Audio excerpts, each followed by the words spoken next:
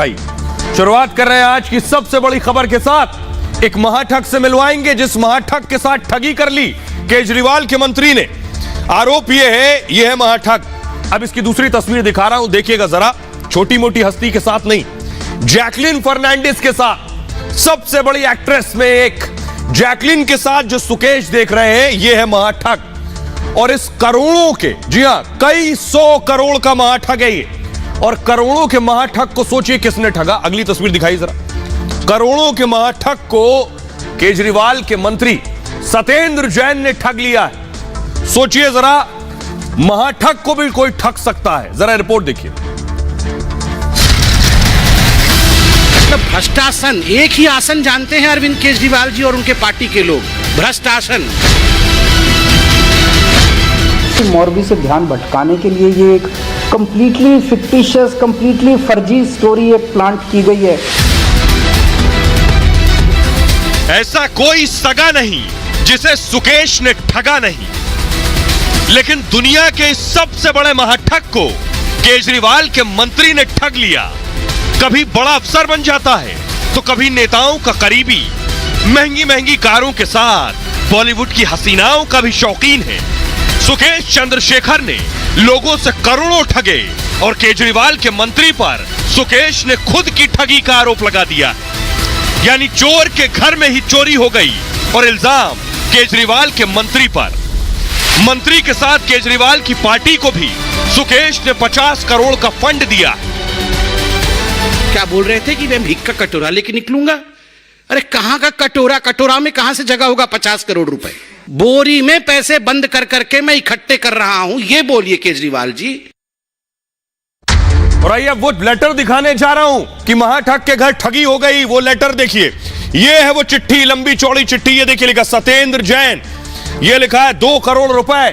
सत्येंद्र जैन जो केजरीवाल के मंत्री और जेल मंत्री हैं। आखिर कैसे, देखिए, पैसा लूटा गया। पैसा लूटा इसलिए गया क्योंकि सुकेश को जेल में ऐश चाहिए थी। सुकेश जेल में है और उनका आरोप है कि उन्होंने केजरीवाल के मंत्री को पैसा दिया है। ये आप देख रहे हैं, सुकेश के आगे पैसों का ढेर लगा है। और दूसरी तरफ देखिए जरा, केजरीवाल के मंत्री सत्येंद्र जैन को 10 करोड़ रुपए दिए इस महाठग ने। प्रोटेक्शन मनी के तौर पर ये 10 करोड़ रुपए दिए गए। प्रोटेक्शन मनी समझते हैं आप? जो गुंडे, मवाली या माफिया, बाहुबली उद्योगपति और कारोबारियों से लेते हैं उनकी सुरक्षा करने के लिए, इसे कहते हैं प्रोटेक्शन मनी। सुकेश ने कहा है कि यह प्रोटेक्शन मनी केजरीवाल के मंत्री को दिए। दिल्ली के एलजी को बाकायदा चिट्ठी लिख दी इस शख्स ने जो खुद तिहाड़ जेल में बंद है। सत्येंद्र जैन को कह रहा है मैं 2015 से जानता हूं और केजरीवाल की पार्टी को 50 करोड़ देने का दावा किया। यानी अकेले मंत्री को नहीं बांटे हैं ये पैसे केजरीवाल की पार्टी को भी, आम आदमी पार्टी को 50 करोड़ रुपए दिए। उसने कहा 50 करोड़ के बदले में बहुत बड़ी जिम्मेदारी भी सुकेश को आम आदमी पार्टी देने वाली थी, ये उसका कहना है। जिम्मेदारी क्या थी? दक्षिण भारत में यानी साउथ में आम आदमी पार्टी ये बड़ी जिम्मेदारी देने वाली थी इस ठग को। राज्यसभा के लिए नॉमिनेट करने का दावा किया इसने।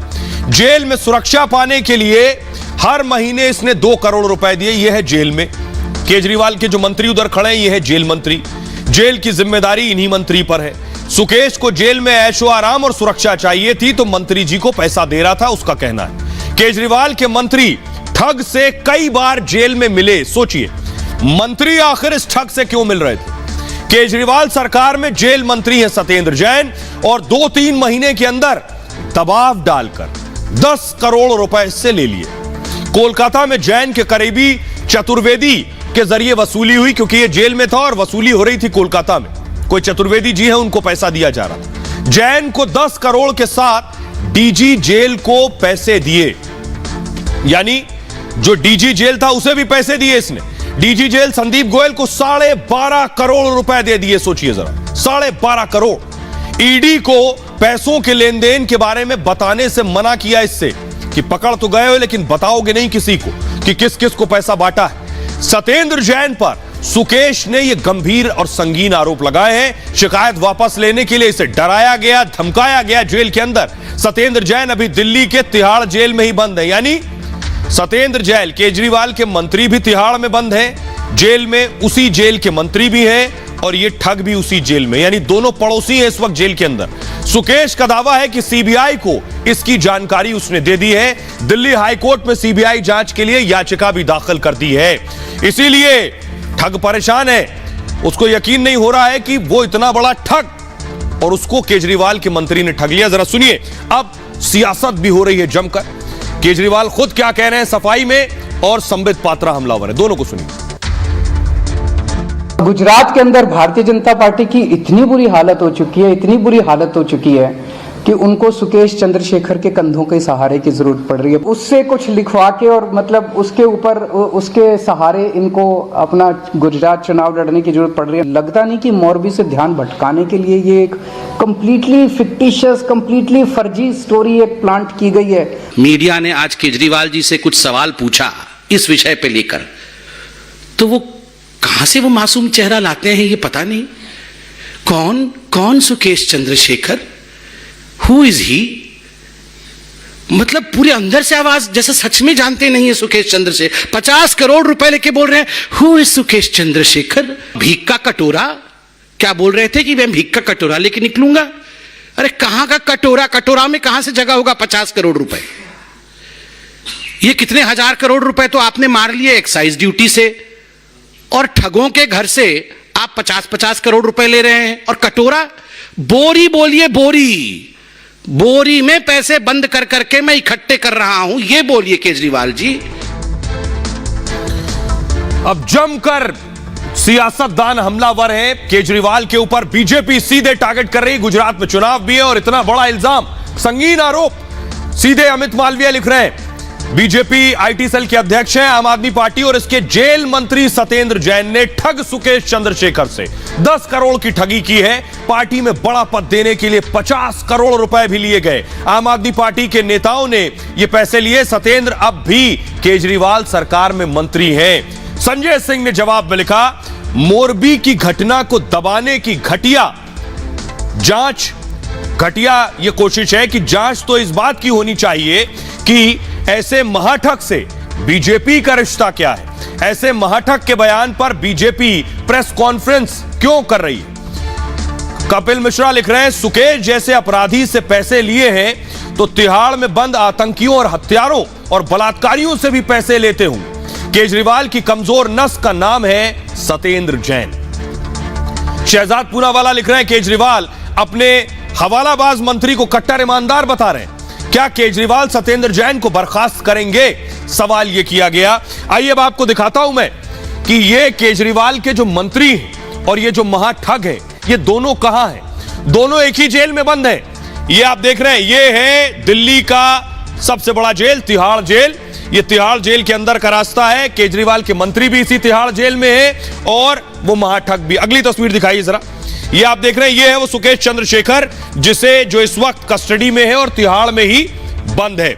अगली तस्वीर दिखाइए जरा। ये है केजरीवाल के मंत्री सत्येंद्र जैन जो कस्टडी में है अभी तक, यानी अभी भी बंद है। तो केजरीवाल के मंत्री और महाठग जेल में पड़ोसी हैं दोनों, क्योंकि एक ही जेल में बंद है। और अब आपको बताऊं, सुकेश ने पैसा दिया था मौज मस्ती के लिए। देख रहे हैं, केजरीवाल के मंत्री और खुद सुकेश दोनों एक ही जेल में। सुकेश पैसा क्यों दे रहा था, अब मैं आपको बताता हूं। सुकेश पैसा दे रहा था, ठग सुकेश चंद्रशेखर की जेल में दरअसल मौत चल रही है, क्योंकि मंत्री जी को पैसा पहुंचा दिया था। सुकेश ने जेल में मोबाइल भी मिल गया था, मोबाइल का भी इस्तेमाल कर रहा था जेल, यानी पैसा दे दीजिए तो जेल में सब हो सकता है। बैरक में 2 मोबाइल इस्तेमाल करता था। सोचिए, बाहर लोगों के पास एक नहीं है, इसके पास बैरक में भी 2 मोबाइल। और जेल में जैमर के बावजूद आलीशान जिंदगी चल रही थी। जांच के बावजूद हर सुविधा का लाभ जेल के अंदर उठा रहा था। क्यों? क्योंकि जेल मंत्री का हाथ था, पैसा पहुंचा रहा था करोड़ों रुपए। हर महीने 1.5 करोड़ रुपए की रिश्वत देता था इस ऐश के लिए। जवाब देना चाहिए केजरीवाल को भी। आर्थिक अपराध शाखा ने इस केस में एफआईआर दर्ज की है। किस किस को पैसा इसने दिया है? जेल के 82 अधिकारी कर्मचारियों पर एफआईआर है। सोचिए, 82 कर्मचारियों और अधिकारियों पर एफआईआर है। सलाखों के पीछे से भी ठगी करना नहीं छोड़ा इस ठग ने। और तिहाड़ जेल में कई एक्ट्रेस ने भी इससे आकर मुलाकात की है। अब इस सुकेश महाठग के पड़ोसी हैं सत्येंद्र जैन, जो मनी लॉन्ड्रिंग के मामले में जेल में है, लेकिन जेल मंत्री अभी भी हैं। इनकी ऐश की भी खबर आई है जेल के अंदर से, क्योंकि जेल भी इन्हीं के हाथ में, मंत्री हैं जेल के। जेल में ऐश कर रहे हैं मंत्री भी, केजरीवाल के मंत्री। ट्रायल कोर्ट में ईडी ने सबसे बड़ा खुलासा किया है। ईडी ने जेल अधीक्षक पर सवाल उठाए, कहा है कि जो सत्येंद्र जैन है केजरीवाल के मंत्री, जेल में इनको सारी सुविधाएं मिल रही। इतना ही नहीं, उन्हें जेल में घर का खाना भी मिल रहा है। इसके अलावा मंत्री से मिलने हर रोज उनकी पत्नी जेल में आ रही है, यह भी सुविधा है। जेल में सत्येंद्र जैन मसाज कराते भी देखे गए। सोचिए जरा, head massage, foot massage, back massage, यह सब का सीसीटीवी भी है। इससे बड़ा सबूत क्या होगा। जैन जेल में इलेक्ट्रॉनिक गैजेट्स भी इस्तेमाल कर रहे हैं। जेल में मंत्री जैन गवाहों से भी बात करते देखे गए हैं। तो महाठग और ठग दोनों जेल में ऐश काट रहे हैं। भाई अब मैं सुनवाता हूं मनीष सिसोदिया क्या कह रहे हैं और प्रवेश वर्मा क्या कह रहे हैं। अभी आप देख रहे हैं कि किस तरह से भारतीय जनता पार्टी के कारनामों की वजह से, भारतीय जनता पार्टी के भ्रष्टाचार की वजह से पूरे देश में गुजरात की थूथू हो रही है, गुजरात सरकार की थूथू हो रही है। पूरे देश में सवाल पूछा जा रहा है कि 27 साल में भारतीय जनता पार्टी यही भ्रष्टाचार कर रही थी वहां पे। अब 2 दिन से जब इतनी थूथू हो रही है तो इससे ध्यान भटकाने के लिए इनको कुछ तो करना था बेचारों को। तो ले आए एक गैंगस्टर शरणम गच्छामी, जाके उसका कोई चिट्ठी लिखवाना है किसी गैंगस्टर से। और जो सुकेश ऑलरेडी हम सब जानते हैं कि उसने 200 करोड़ रुपए की ठगी करी है, और उसने ये आरोप लगाया है कि मैंने सत्येंद्र जैन को 50 करोड़ रुपए दिए थे, आम आदमी पार्टी को 50 करोड़ रुपए दिए ताकि मुझे राज्यसभा की टिकट मिले, और मैं अभी तक 10 करोड़ रुपए दे चुका हूं, जो कि प्रोटेक्शन मनी जिसको बोल रहे हैं। अब आइए जरा मैं आपको बताने जा रहा हूं, ये सुकेश जो है जिनकी ठगी हो गई है, ये बड़े बड़े पूर्व मुख्यमंत्री जो रहे उनके नाम पर भी ठगी कर चुका है, लेकिन इसको सत्येंद्र जैन ने ठग लिया। ये बहुत बड़ी बात है। सबसे पहले देखिए, इनको पहचानते हैं आप, ये है कुमारस्वामी, मुख्यमंत्री रहे हैं कर्नाटक के। 11 साल की उम्र में सबसे पहली साजिश रची थी सुकेश ने। कैसे? सीएम कुमारस्वामी के बेटे से इसने दोस्ती का दावा किया। 76 साल के बुजुर्ग से 1 करोड़ 14 लाख की ठगी कर ली। अथॉरिटी में प्लॉट दिलवाने का वादा किया था। इस मामले में 2007 में इसकी गिरफ्तारी हो गई थी। 2011 में, ये इनको पहचान रहे, ये भी कर्नाटक के सीएम रहे। 2011 में येदियुरप्पा का सेक्रेटरी बन गया। दावा किया मैं उनका सेक्रेटरी हूं मुख्यमंत्री का। दर्जनों कारोबारियों से सुकेश ने पैसा वसूल कर लिया। इस मामले में कर्नाटक पुलिस ने इसे गिरफ्तार कर लिया था। जयललिता तमिलनाडु की सीएम रही, खुद को इसने जयललिता का भतीजा बता दिया, और इसके बाद जैकलीन से भी मुलाकात कर ली ये बात बताकर। यह है शशिकला, जयललिता की करीबी रही। तिहाड़ में बंद रहते ही इसने क्या किया, AIADMK खेमे से डील शुरू की। वीके शशिकला और दिनाकरण से इसकी डील हो गई। 50 करोड़ की कथित घूसखोरी का मामला, चुनाव आयोग से चुनाव चिन्ह दिलवाने का भी झांसा इनको दे दिया। सोचिए, यानी बड़े बड़े लोगों को यह झांसा दे रहा था, उसे भी केजरीवाल के मंत्री ने ठग लिया। चुनाव रद्द होने पर जांच की आंच सुकेश तक पहुंच गई। अब आ गए अरविंद केजरीवाल। आम आदमी पार्टी से दक्षिण भारत में बड़ी जिम्मेदारी की डील कर ली। राज्यसभा के लिए नॉमिनेट किए जाने का भी दावा कर लिया। 2000 इसके लिए कहा गया 50 करोड़ रुपए आम आदमी पार्टी को दिए। 2024 चुनाव को लेकर भी यह रणनीति बना रहा था, और लोकसभा चुनाव में किस्मत आजमाने की तैयारी में था। छोटा मोटा आदमी नहीं है। लेकिन सोचिए, इस ठग को भी किसने ठगा? सत्येंद्र जैन ने, केजरीवाल के मंत्री ने। अब जरा सुनिए सियासतदान क्या कह रहे हैं। आम आदमी पार्टी एक्सटॉर्शनिस्ट की पार्टी है, उगाही करने वाले लोगों का जमावड़ा आम आदमी पार्टी है। मतलब कि जो एक कॉनमैन है, जो पूरी दुनिया को कॉन करता है, ऐसे कॉनमैन को कॉन करने की क्षमता, ऐसे टोपीबाज को टोपी पहनाने की क्षमता केवल अरविंद केजरीवाल की पार्टी की हो सकती है। मतलब 60 करोड़ रुपए उससे लिए गए पार्टी का पद देने के लिए, और 10 करोड़ रुपए प्रोटेक्शन मनी। देखिए, सुकेश चंद्रशेखर जो 200 करोड़ से अधिक के गमन के मामले में जेल में है, उसने LG को एक चिट्ठी लिखी है, और उस चिट्ठी में लिखा है कि उसने पिछले कुछ सालों में आम आदमी पार्टी को 50 करोड़ रुपए पार्टी के पद के एवज में दिए हैं, और 10 करोड़ रुपए सत्येंद्र जैन को, जो दिल्ली के जेल मंत्री हैं, उनको प्रोटेक्शन मनी के तौर पे दिया है।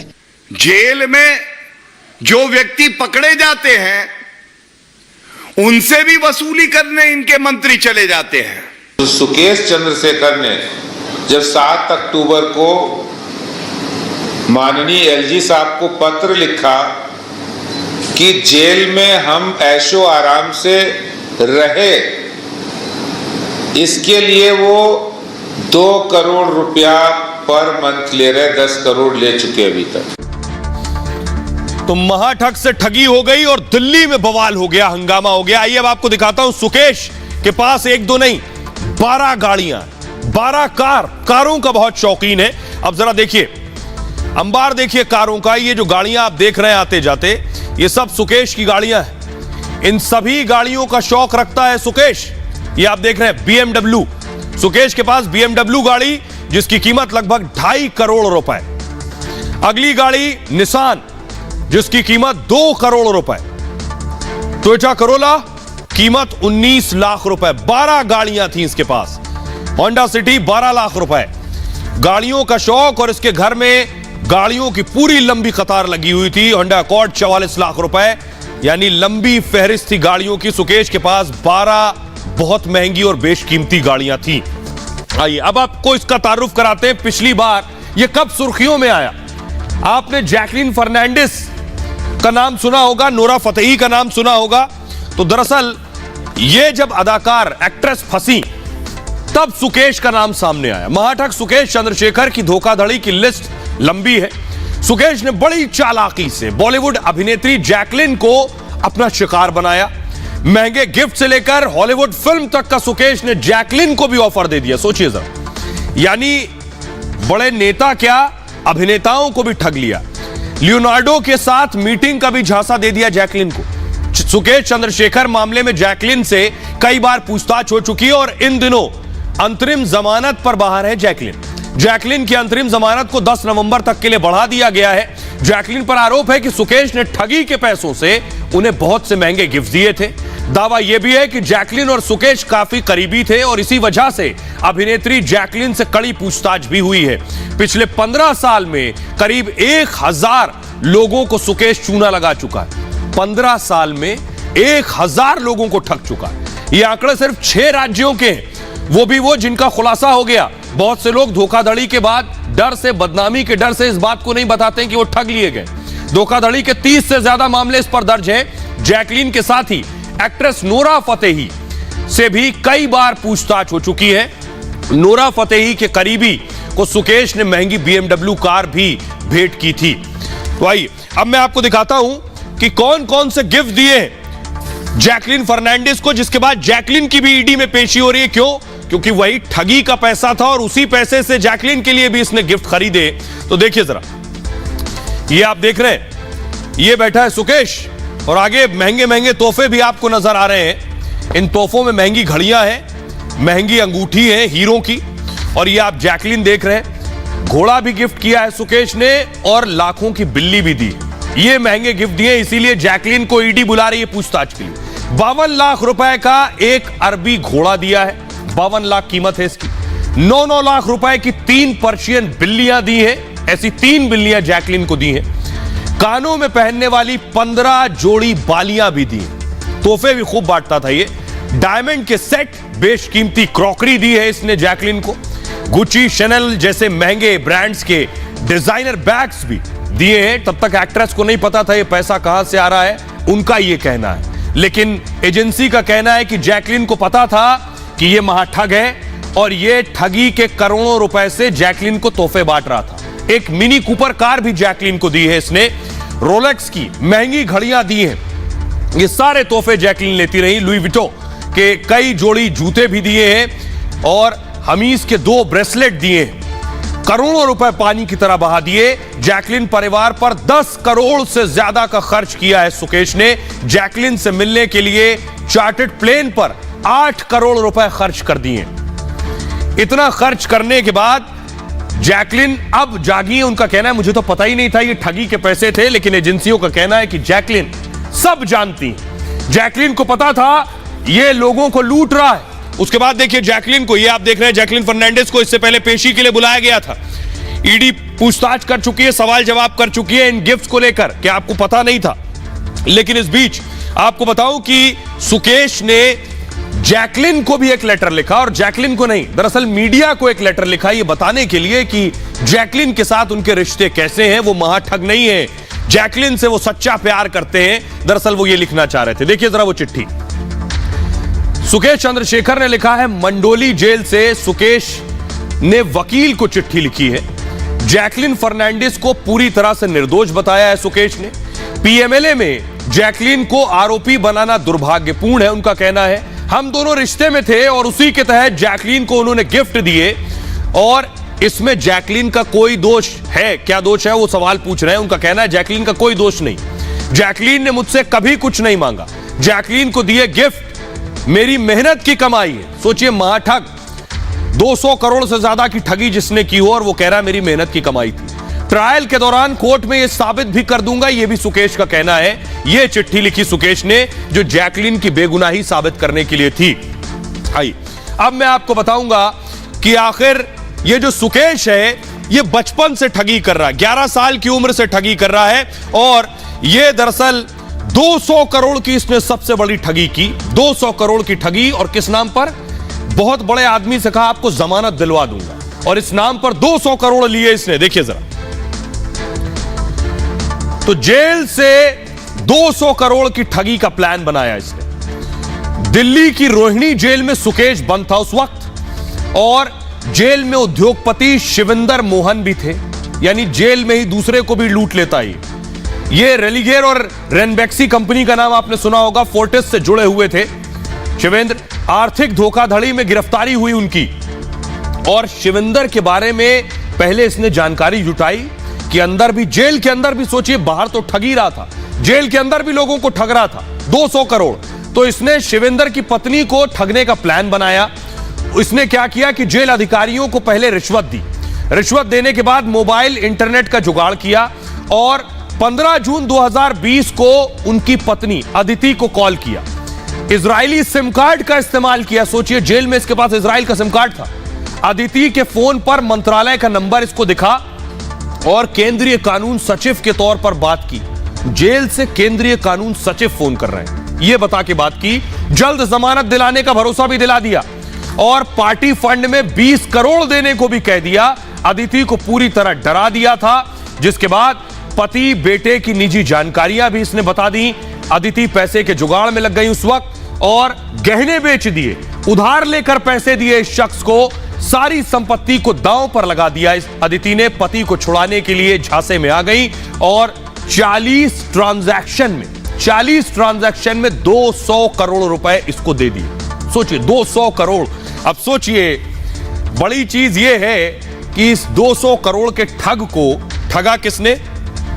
केजरीवाल के मंत्री ने ठग लिया। सोचिए जरा, इस ठग को केजरीवाल के मंत्री ने ठग लिया है, और केजरीवाल के लिए, सत्येंद्र जैन के लिए इस आरोप से निकलना आसान नहीं है। खबरों में आगे बढ़ते हैं। आज की एक और बड़ी खबर है, मोरबी हादसे के बाद योगी आदित्यनाथ एक्शन में आ गए।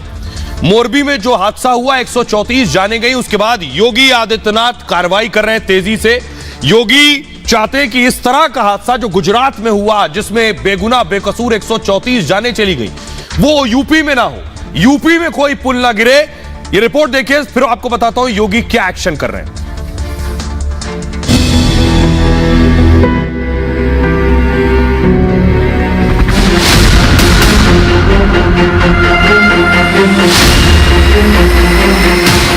गुजरात में 134 मौत के बाद उत्तर प्रदेश के CM Yogi Adityanath full action में आ गए।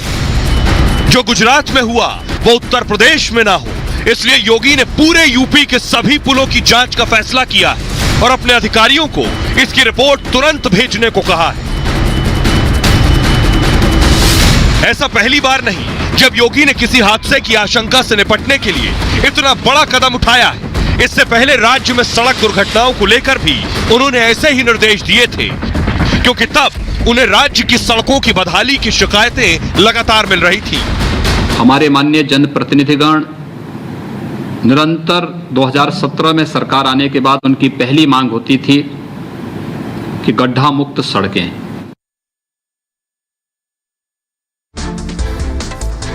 और आइए अब मैं आपको बताने जा रहा हूं, योगी आदित्यनाथ पूरी तरह से इस वक्त एक्टिव हो गए हैं कि जो कुछ गुजरात में हुआ वो यूपी में नहीं होना चाहिए। योगी ने क्या किया ये देख रहे हैं, ये है झूला पुल।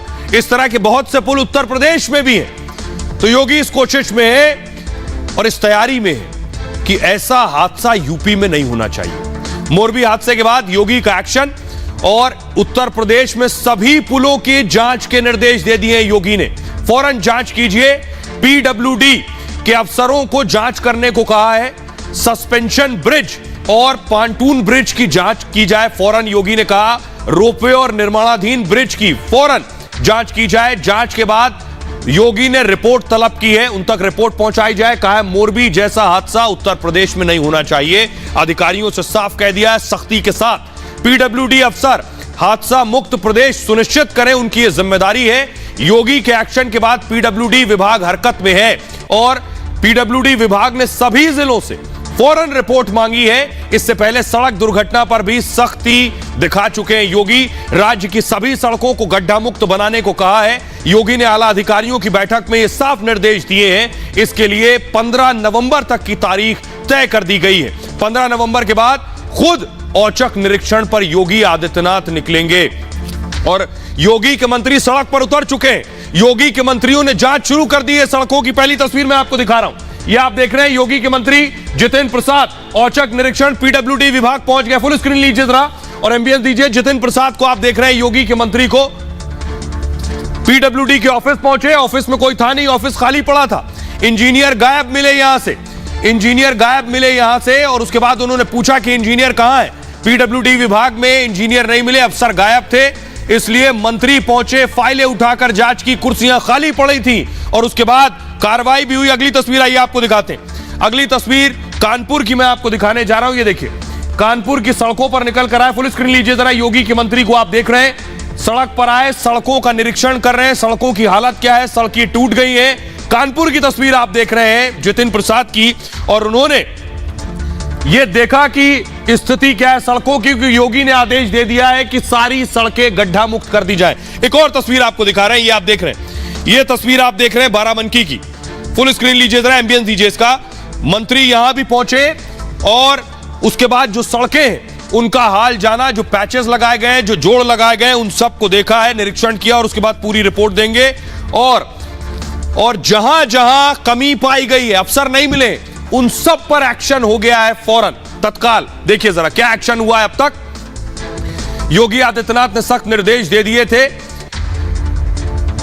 लखनऊ मुख्यालय में औचक निरीक्षण किया। जो तस्वीर मैंने आपको पहली दिखाई, पीडब्ल्यूडी अफसरों पर सरकार की गाज गिर गई है, कार्रवाई शुरू हो गई है। दफ्तर से जो अफसर नदारत थे पीडब्ल्यूडी के, मंत्री के औचक निरीक्षण में ये अफसर गायब मिले। कई क्लर्क भी थे जो दफ्तर से गायब थे। पीडब्ल्यूडी के 2 इंजीनियरों को निलंबित कर दिया गया है। 6 इंजीनियरों से लिखित में जवाब मांगा गया है। 12 क्लर्क से भी जवाब तलब किया गया है और बाराबंकी के इंजीनियरों पर भी गाज गिरी है। लापरवाही के आरोप में 2 इंजीनियर सस्पेंड कर दिए गए हैं। दोनों को लखनऊ मुख्यालय अटैच कर दिया गया है। सड़क में गड्ढे मिलने के बाद सख्त एक्शन हुआ है। कानपुर में भी इंजीनियर के खिलाफ रिपोर्ट मांगी गई है और घटिया सीमेंटेड सड़क बनाने पर एक्शन की तैयारी है। सड़क बनाने वाले ठेकेदार को ब्लैक लिस्ट कर दिया गया है। यह कार्रवाई हुई। अब जरा सुनिए योगी के मंत्री जितेंद्र प्रसाद क्या कह रहे हैं। सरकार ने और माननीय मुख्यमंत्री जी ने फैसला लिया है कि 15 तारीख तक प्रयास किया जाएगा युद्ध स्तर पे कि जितनी क्षतिग्रस्त सड़कें हैं वो सुदृढ़ की जाएं, मोटरेबल बनाई जाएं और इसी प्रयास में पूरा विभाग लगा है। और स्पष्ट कर देना चाहता हूं कि गुणवत्ता से कोई समझौता नहीं होगा। मुख्यमंत्री जी की जीरो टॉलरेंस पॉलिसी के तहत जहां कहीं कोई कमी अगर पाई गई तो सख्त से सख्त कार्रवाई होगी। और दरअसल यह एक्शन इसलिए हो रहा है क्योंकि जो मोरबी में हुआ वो किसी और प्रदेश में, किसी और जिले में नहीं होना चाहिए। प्रधानमंत्री नरेंद्र मोदी आज मोरबी पहुंचे, लोगों का दर्द जाना, जो अस्पताल में थे उनसे प्रधानमंत्री मिलने पहुंचे और उस जगह भी गए जहां पर यह हादसा हुआ और उसके बाद अस्पताल पहुंचे पीएम मोदी। प्रधानमंत्री ने हाई लेवल मीटिंग भी इससे पहले की है। गुजरात के मोरबी में बड़े हादसे के बाद पूरा देश गमगीन है। मोरबी के लोगों के दुख में शरीक होने और उन्हें ढांढस बंधाने के लिए प्रधानमंत्री नरेंद्र मोदी भी मोरबी गए थे। पीएम मोदी शाम करीब 4 बजे मोरबी पहुंचे और वहां पहुंचने के बाद मोदी सबसे पहले घटनास्थल पर पहुंचे, जहां उन्होंने मच्छू नदी पर टूटे हुए झूलते पुल का मुआयना किया खुद और हादसे की वजह को करीब से देखा भी। काफी देर तक वहां मौजूद रहे पीएम मोदी और इस दौरान गुजरात के मुख्यमंत्री भूपेंद्र भाई पटेल और गृह मंत्री हर्ष सांघवी भी उनके साथ थे। प्रधानमंत्री को गृह मंत्री हर्ष सांघवी घटना की जानकारी दे रहे थे और सांघवी उन्हें एक एक बात समझाते हुए नजर आ रहे थे। यहां से निकलने के बाद प्रधानमंत्री का काफिला सीधे अस्पताल पहुंचा, जहां घायलों को भर्ती कराया गया था। अस्पताल पहुंचकर प्रधानमंत्री ने एक एक घायल से मुलाकात की है, घायलों का हाल जाना, उनका हालचाल जाना, उनकी परेशानी पूछी पीएम ने और उनसे घटना के बारे में बात की। पीएम उनसे घटना के बारे में पूछते रहे और घायल उन्हें एक एक बात समझाते रहे। प्रधानमंत्री ने वहां मौजूद घायलों के रिश्तेदारों से भी बात की और उन्हें ढांढस बंधाया। सुनिए जरा जिन मरीजों से पीएम ने बात की है वो क्या कुछ कह रहे हैं। मुझे आके पूछा तुम कैसे हो, मैं बोला हाँ ठीक हूँ। बोलता कितना आदमी गया था, मैं बोला 6 आदमी गया था। तब बोला जब पुल टूटा तुम कहाँ थे, मैं बोला बीच में था। और लास्ट क्वेश्चन पूछा मुझे तुम कहाँ से हो, मैं कोलकाता बंगाल से। जब आ गया फिर बोला भाई कैसे हो, अच्छे हो सब लोग, इधर सब कोई टेंशन नहीं है इसमें। हमने बोला कोई टेंशन नहीं है, यहीं पे सब अच्छे है। क्या कुछ तबीयत को लेकर भी हालचाल लिया आपसे? हाँ बोला कि ठीक ठाक है ना, ऐसा बोला। हाँ। वहाँ पर क्या कुछ हुआ था इसको लेकर भी जानने की कोशिश की? हाँ जान पूछा था वहाँ पे क्या हुआ था, अचानक था कि पुल टूटा, हम गिर गए नीचे, फिर कैसे बच गए सब बोला। हमने पानी में निकालने को आए थे सब लोग, उसी ने बचा लिया। घायलों से मिलने और उनका हालचाल जानने के बाद प्रधानमंत्री सीधे बचाव दल के उन सदस्यों से मिलने पहुंचे जिन्होंने अपनी जान की बाजी लगाकर कई लोगों को नदी से बाहर निकाला, उन्हें नई जिंदगी दी। इस मुलाकात के दौरान पीएम मोदी ने उनके सेवा भाव की जमकर तारीफ की। इसके बाद प्रधानमंत्री एसपी ऑफिस में उन लोगों से मिले जिन्होंने इस हादसे में अपनों को खोया है। इस मुलाकात के दौरान प्रधानमंत्री मोदी खुद को भावुक होने से रोक नहीं पाए, उनकी आंखें नम थीं और वो उन सब की बातों को तसल्ली से सुन रहे थे ताकि उनका दर्द कुछ कम किया जा सके। उन्होंने इस दौरान हर संभव मदद का भरोसा भी दिया। इन मुलाकातों के बाद प्रधानमंत्री ने इलाके के बड़े पुलिस अधिकारियों के साथ बैठक की और उनसे डिटेल्स ली। इस बैठक में आईजी, डीआईजी, एसपी स्तर के अधिकारी शामिल थे। आगे इस तरह के हादसे ना हो, इसे रोकने के लिए जरूरी एक्शन लेने के निर्देश दिए। मोरबी हादसे के बाद गुजरात में बुधवार को 1 दिन का राजकीय शोक घोषित किया गया है। मोरबी में 30 अक्टूबर की शाम को यह हादसा हुआ था। शवों की तलाश आज भी जारी है। एनडीआरएफ को आशंका है कि नदी में 2 और शव फंसे हो सकते हैं। अब तक 135 शव बरामद हो चुके हैं। कई घरों में तो पूरा का पूरा परिवार खत्म हो गया है, वहां आज भी ताला बंद है क्योंकि उस ताले को खोलने वाला कोई नहीं बचा है। सुनिए जरा। हम इस वक्त स्पॉट यानी कि जहां पर हादसा हुआ था उस जगह से महज 1.5 किलोमीटर दूर खड़े हैं और हम जिस घर पर खड़े हैं ये दरअसल एक ऐसे शख्स का घर है जिसने अपने पूरे परिवार को खोया है, क्योंकि इस घर में 4 लोग रहते थे, पति पत्नी और एक उनकी 14 साल की बेटी और एक 9 साल का लड़का। इस मोरबी में हुए हादसे में इन चारों लोगों की जान जो है वो चली गई है। जब झूला वाले दिन वहां पर हादसा हुआ तब ये लोग क्या आप लोगों से बात करके ही गए थे? हाँ हो गया था कि हम चलते हैं पुल पे जाते हैं, 5:30 पौना 6 बजे गया था। पुल ऊपर जाइए कि हमें हमरा आवी कि बच्ची चालू रखे गया था कि चारों लोगों की डेथ हो। 4 लोग नहीं। इन लोगों की बॉडी लेकर क्या राजकोट गए हैं या फिर कहीं और? नहीं यहाँ मोरबी पे। मोरबी में ही अंतिम संस्कार इनका हुआ? हाँ। हम एक फैमिली की तरह ही रहते थे। अच्छा था, बहुत अच्छा। और आइए अब आपको एक और खबर की तरफ लिए चलते हैं। प्रधानमंत्री गुजरात में थे और गुजरात से वो राजस्थान आज पहुंच गए। मोदी के मुरीद हो गए गहलोत। तस्वीर पहली मैं दिखाऊंगा। प्रधानमंत्री नरेंद्र मोदी राजस्थान के मुख्यमंत्री से बात कर रहे हैं। तस्वीर आप देख रहे हैं। प्रधानमंत्री आज राजस्थान में पहुंच गए। राजस्थान जाने के बाद अगली तस्वीर दिखाई जरा। ये आप देख रहे हैं मानगढ़ धाम पहुंचे प्रधानमंत्री। ये मानगढ़ धाम की तस्वीरें मैं आपको दिखा रहा हूं। मानगढ़ धाम पहुंचे और यहां पहुंचने के बाद प्रधानमंत्री नरेंद्र मोदी ने अशोक गहलोत की तारीफ की और अशोक गहलोत ने प्रधानमंत्री मोदी की तारीफ की। देखिए जरा। प्रधानमंत्री ने कहा पीएम क्या कह रहे हैं अशोक गहलोत के सामने। उन्होंने कहा हम दोनों कभी मुख्यमंत्री हुआ करते थे, हमने एक साथ काम किया है, साथ साथ काम किया हम दोनों ने। गहलोत हम में सबसे वरिष्ठ थे, यानी सबसे बड़े थे। अभी भी जो मुख्यमंत्री मंच पर हैं उनमें गहलोत अभी भी सबसे वरिष्ठ और सबसे बड़े हैं। और इसके बाद अशोक गहलोत ने कहा कि हमारा देश बहुत आगे बढ़ा है और विदेशों में भारत का सम्मान और ज्यादा बढ़ गया है। प्रधानमंत्री को बहुत सम्मान मिलता है जहां भी वो जाते हैं।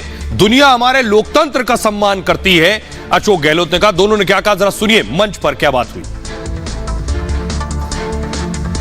लगातार हम देख रहे हैं एक के बाद एक जो देश इतिहास बना रहा है दुनिया के अंदर। प्रधानमंत्री मोदी जी जाते हैं दुनिया के मुल्कों में तो कितना सम्मान मिलता है इनको। क्यों मिलता है? क्योंकि नरेंद्र मोदी जी उस देश के प्रधानमंत्री हैं। नरेंद्र मोदी जी उस देश के प्रधानमंत्री हैं जो हमारे मुल्क में आए हैं, जो गांधी का देश है, जहाँ लोकतंत्र की जड़ें मजबूत है, गहरी है। 70 साल के बाद में वहाँ लोकतंत्र जिंदा रहा है। ये दुनिया को एहसास होता है तो उनको गर्व होता है कि उन देश का प्रधानमंत्री मोदी जी हमारे मुल्क में आ रहे हैं। तो आप सोच सकते हो कि किस प्रकार से ये देश आगे बढ़ा है। मुख्यमंत्री के नाते अशोक जी और हम साथ साथ काम करते रहे और अशोक जी हमारी जो मुख्यमंत्रियों की जमात थी उसमें सबसे सीनियर थे, सबसे सीनियर मुख्यमंत्रियों में है। और अभी भी हम जो मंच पे बैठे हैं उसमें भी अशोक जी सीनियर मुख्यमंत्रियों में से एक है। आगे क्या बातचीत हुई आगे आपको बताएंगे, लेकिन फिलहाल 9:30 का वक्त है, आगे बढ़ते हैं और अब आपको लिए चलते हैं सीधे जंग के मैदान में। जंग में ब्रिटेन और अमेरिका कूद गए। खबर यह है कि बाइडेन भी अब इस जंग में कूद चुके हैं। बड़ी खबर जो इस वक्त जंग के मैदान से मिल रही है कि बाइडेन भी जंग में शामिल हो गए हैं अपरोक्ष रूप से। बिग ब्रेकिंग न्यूज इस बीच आ रही है। ब्रेकिंग न्यूज हिट कीजिए, ये आप देख रहे हैं इस वक्त बड़ी खबर कि पुतिन से जंग में उतरे हैं बाइडेन और रूस पर हमले में यूक्रेन की मदद कर रहे हैं। ब्रिटेन भी यूक्रेन हमले में शामिल है। रूस का अमेरिका और ब्रिटेन पर यह बड़ा आरोप है। यह मैं इसलिए कह रहा हूं क्योंकि ड्रोन भेजे गए, ड्रोन अमेरिका ने भेजे, ऐसा आरोप लगाया जा रहा। कहां भेजे ये दिखा रहा हूं, देखिए जरा। ये आप देख रहे हैं, ये रूस आप देख रहे हैं, यूक्रेन देख रहे हैं। ब्लैक सी के पास है सेवस्तोपोल। सेवस्तोपोल पर ड्रोन भेजा है अमेरिका ने, यह आरोप लगा रहा है यूक्रेन। जरा यह आरोप लगा रहा है, इसको फ्लिप कीजिए। यह आप देख रहे हैं, यह है वो ड्रोन। यह वो ड्रोन है जिस ड्रोन को भेजा है अमेरिका ने। यह कहना है रूस का कि अमेरिका भी इस जंग में शामिल हो गया। आइए अब आपको बताता हूं जंग में कैसे ब्रिटेन और अमेरिका दोनों कूद चुके हैं। क्यों कह रहा हूं मैं? क्योंकि बाकायदा इसके लिए सबूत के साथ यह बात रूस कह रहा है और वो सबूत क्या है वो आपको दिखाने जा रहा हूं। देखिए जरा, ये आप देख रहे हैं, ये है सेवस्तोपोल में दरअसल एक फ्लीट खड़ी थी, बड़ा फ्लीट थी मौजूद, वहां रूसी फ्लीट थी। उस पर ड्रोन आकर हमला करके चला गया। काला सागर में रूसी बेड़े पर हमला हुआ, पुतिन सब देख रहे थे। सेवस्तोपोल में रूसी वॉरशिप पर यह अटैक हुआ है। यूक्रेन ने रूसी जहाज को निशाना बनाया इस हमले में। आरोप है कि ग्लोबल हॉक, इस ड्रोन का नाम है ग्लोबल हॉक, ग्लोबल हॉक से यूक्रेनी सेना की मदद की है अमेरिका ने। अमेरिकी ड्रोन की मदद से रूस पर अटैक हुआ। ब्लैक सी में अमेरिकी ग्लोबल हॉक देखा गया था और यूएस ड्रोन ने नेटो के कैटनिया एयरबेस से उड़ान भरी। अमेरिका दरअसल छुपकर इस जंग में शामिल है।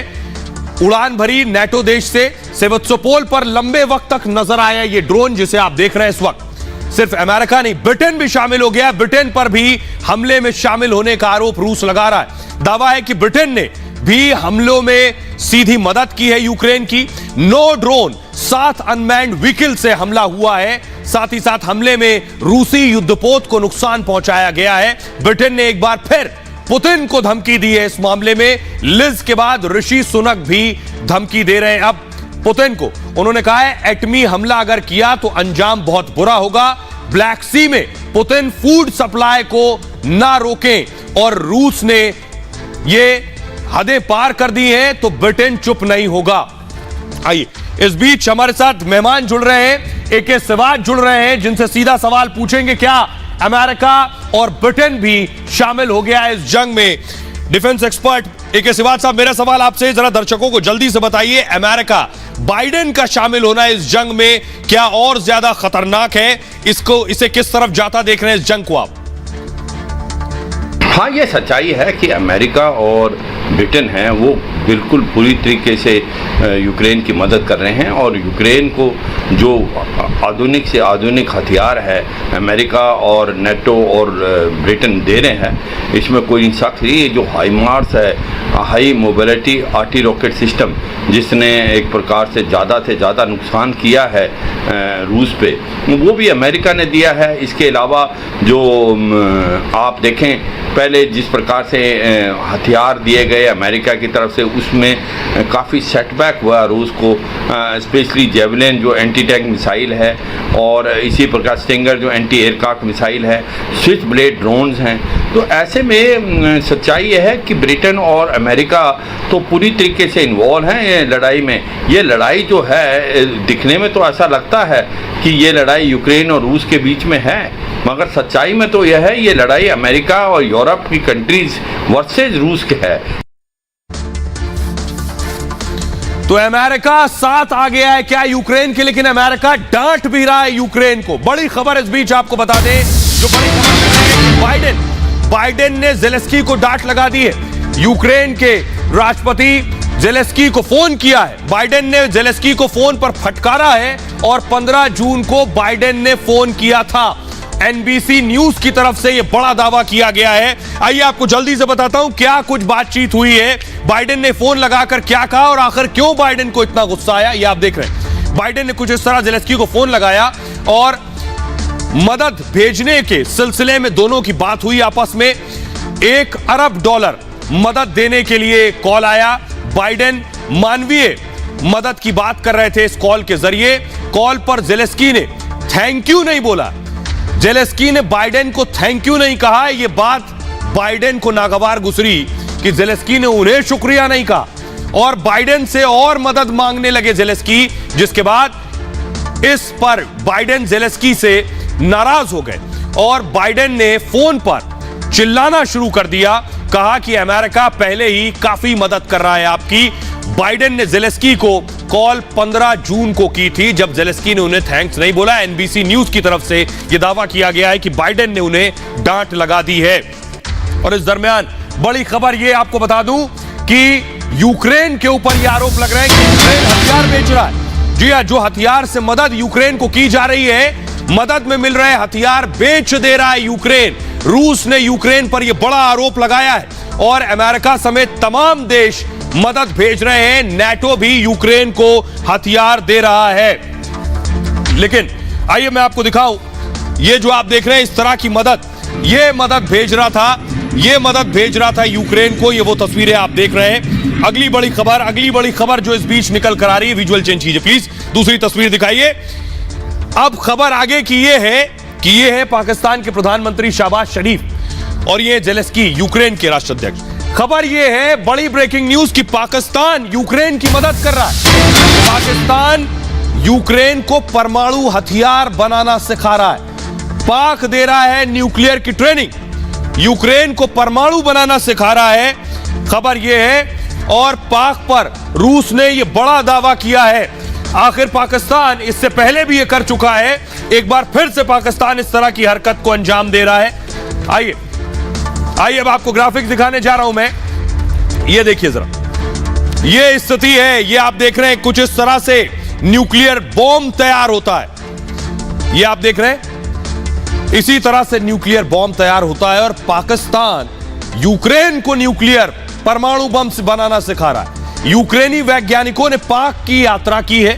पाकिस्तान से भी एक टीम यूक्रेन आई थी, और दावा है कि यात्रा न्यूक्लियर चर्चा के लिए हुई। पाकिस्तान यूक्रेन को न्यूक्लियर बम बनाना सिखा रहा है। रूस के सांसद इगोर मोरोजोवा मोरोजोव ने यह दावा किया है। रूसी मीडिया में खबर प्रकाशित हुई है बाकायदा, और कंगाल पाक पर पहले भी इस तरह के आरोप लगे। पैसे लेकर तकनीक बेच सकता है पाकिस्तान। लीबिया जैसे देशों को न्यूक्लियर तकनीक दी है। उत्तर कोरिया को भी न्यूक्लियर फॉर्मूला बताया था पाकिस्तान ने ही। पहले बदले में उत्तर कोरिया ने मिसाइल तकनीक दी थी। ये आरोप पहले भी पाकिस्तान पर लगते रहे। यूक्रेन पर पुतिन डर्टी बम का आरोप लगा रहा है। कंगाली में पाकिस्तान कुछ भी कर सकता है। हमारे साथ खास मेहमान लगातार बने हुए AK सिवात साहब। पाकिस्तान जो कंगाली में कर सकता है वो खतरनाक है। सिवात साहब, जरा दर्शकों को बताइए कि ये कितना खतरनाक हो सकता है पाकिस्तान ने अगर यूक्रेन को परमाणु बम बनाना सिखा दिया है। जिस प्रकार से इन्होंने टेक्नोलॉजी बेची थी, ईरान को भी बेची, लीबिया को बेची और नॉर्थ कोरिया। अगर आज नॉर्थ कोरिया न्यूक्लियर हथियार बना चुका है, उसका जो मेन कारण है जिस प्रकार से पाकिस्तान ने न्यूक्लियर टेक्नोलॉजी मुजाहरा और उसको दी है जो ईरान को। और यही नहीं, अब जो ये सुनने में आया है हो कि यूक्रेन को न्यूक्लियर टेक्नोलॉजी दे रहा है, न्यूक्लियर हथियार बनाने की जो काबिलियत और क्षमता की जो तरीके हैं वो सिखला रहा है यूक्रेन को, तो ये एक बहुत बड़ी भयानक चीज़ हो जाएगी। क्योंकि अगर यूक्रेन के पास न्यूक्लियर हथियार आ जाते हैं, न्यूक्लियर हथियार बनाने की काबिलियत और क्षमता आ जाती है, तो फिर ये न्यूक्लियर हथियार फैलेंगे। यूक्रेन में नहीं, बाकी जगह भी बहुत जगह फैलेंगे। और फिर और छोटे छोटे देश भी जो न्यूक्लियर हथियार बनाने की कोशिश करेंगे। और ऐसे में ये लड़ाई जो है नया मोड़ ले लेगी।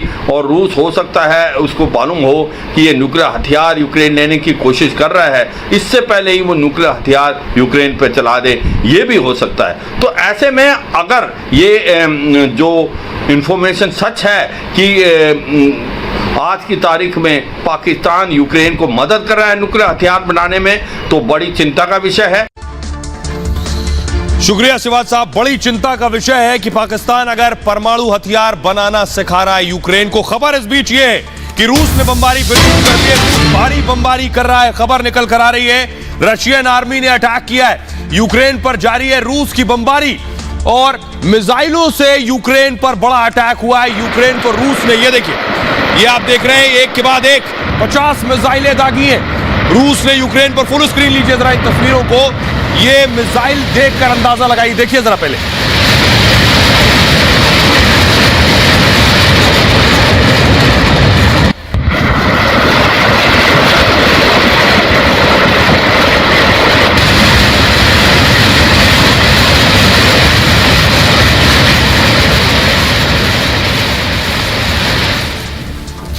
तो इस तरह से रूस हमला कर रहा है यूक्रेन पर। जो स्थिति बनी हुई वो ये बता रहा है कि रूस भी पीछे हटने को तैयार नहीं है और ना चाहते हुए भी अमेरिका, ब्रिटेन और पश्चिमी देश इस जंग में शामिल होते जा रहे हैं। एक और तस्वीर मैं आपको दिखा रहा हूं, रूस के अटैक की आज की ये तस्वीर है। ये देख रहे हैं मिसाइल, यानी ये जंग खत्म होती नजर नहीं आ रही और बढ़ती हुई दिखाई दे रही है। इस बीच बड़ी खबर मिल रही है, आपको बता दें, पुतिन ने नई प्लानिंग बना ली, नई रणनीति पुतिन ने बना ली है। नई प्लानिंग पुतिन की क्या है ये आपको बताऊंगा, लेकिन रणनीति में शामिल ये है कि पुतिन नई फोर्सेस को शामिल करने वाले जंग में। पुतिन की ये नई रणनीति, यूक्रेन भेजेंगे अफगान स्पेशल फोर्स। अफगान के पूर्व कमांडर का दावा है ये। अब ये नई फोर्स जो है इसके बारे में मैं आपको बताऊंगा। ये पुतिन का दरअसल नया प्लान है। ग्राफिक्स प्ले कीजिए प्लीज। पुतिन का नया प्लान क्या है? ये जो आप देख रहे हैं फोर्स, नए फोर्स को शामिल करना। पुतिन नए सिरे से जंग की प्लानिंग कर रहे हैं और अफगानी स्पेशल फोर्स की भर्ती की जा रही है। यह स्पेशल फोर्स युद्ध को पलटने में माहिर है, पल भर में दुश्मन का खात्मा कर देती है। यह फोर्स, इस फोर्स को अमेरिका ने तैयार किया था। यूएस ने तालिबानियों से लड़ने की ट्रेनिंग दी है इन्हें। तालिबानी सत्ता के बाद ये कमांडो छिपे हुए हैं अफगान में। पुतिन कमांडोज को ढूंढकर भर्ती कर रहे हैं अपनी सेना में। वैगनर ग्रुप स्पेशल फोर्स की भर्ती कर रहा है इस वक्त, और स्पेशल सेना का जो मोटी सैलरी है वो सुविधा दी जा रही है। स्पेशल फोर्स को युद्ध में भेजने की भी तैयारी हो रही है। पुतिन की खूबसूरत महिलाओं की भी एक फौज है, किलर लेडी ब्रिगेड भी पुतिन ने बना ली है। इसे मौत का फरिश्ता भी कहा जाता है। यह जाबाज महिला पायलट की ब्रिगेड है एक, और आसमान से मौत बरसाने के लिए जानी जाती है। इन्हें एंजल्स ऑफ डेथ भी कहा जाता है। ये पुतिन की सेना में शामिल है। युद्ध में गेम चेंजर साबित हो सकती है ये नई फौज। और इस बीच एक और बड़ी खबर है, रूसी सेना ने अटैक किया माइकोलेव पर। माइकोलेव में रूसी सेना ने हमला किया है और इस बड़े हमले में बड़ा नुकसान हुआ है। वो तस्वीरें मैं आपको दिखा रहा हूं, ये देखिए जरा। ये माइकोलेव पर हमले के बाद की तस्वीरें आपको दिखा रहा हूं। हमले के बाद सब कुछ तबाह और बर्बाद हो गया। चारों तरफ आपको आग ही आग नजर आ रही है। ये इस तरह के अटैक अभी भी हो रहे हैं। ये वो शहर है जिस पर सबसे ज्यादा बम बरसाए हैं पुतिन ने। अगली तस्वीर दिखाइए जरा। रूस का एक हेलीकॉप्टर आप देख रहे हैं, फुल स्क्रीन लीजिए जरा। ये रूसी हेलीकॉप्टर है जिसे हिट किया है, रशियन हेलीकॉप्टर जिसे यूक्रेन ने हिट किया है, वो आप देख रहे हैं। एम्बियंस दीजिए जरा। और हेलीकॉप्टर उसके बाद नीचे आ गिरा। ये आपको आसमान में हेलीकॉप्टर नजर आ रहा है जिसे ये रूसी हेलीकॉप्टर बताया जा रहा है। इस हेलीकॉप्टर को हिट किया है, ये देखिए जरा। ये हेलीकॉप्टर है जिसे गिरा दिया है यूक्रेन की सेना ने।